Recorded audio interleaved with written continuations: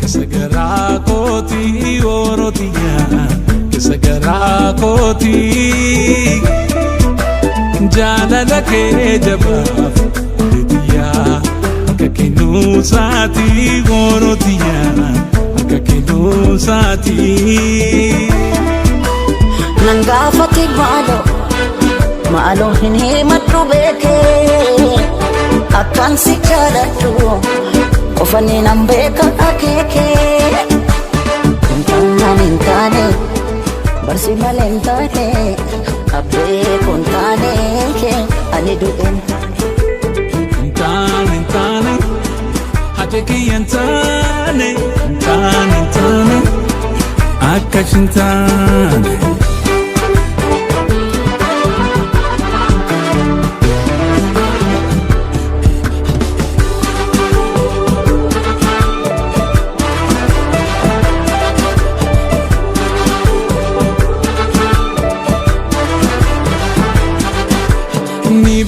Keessa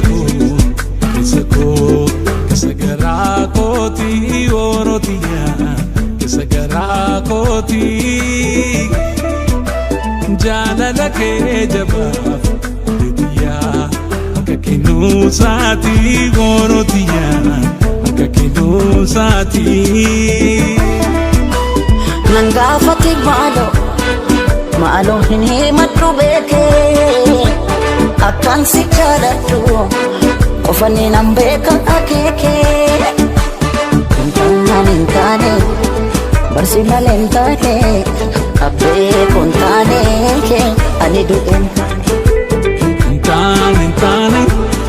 hate kiyya hin taane kuntaan hin taane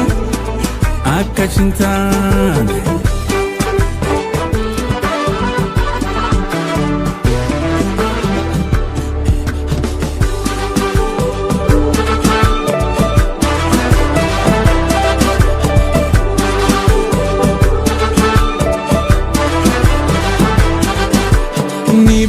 Keessa koo kesagara koti orotiya kesagara koti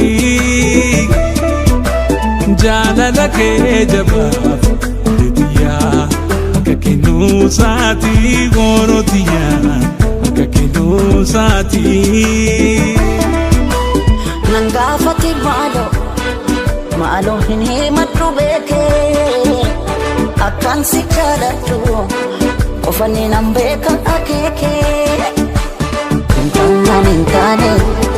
barsi malee hin taane abbee kuntaane ani du'een kuntaan hin taane hate kiyya hin taane kuntaan hin taane akkas hin taane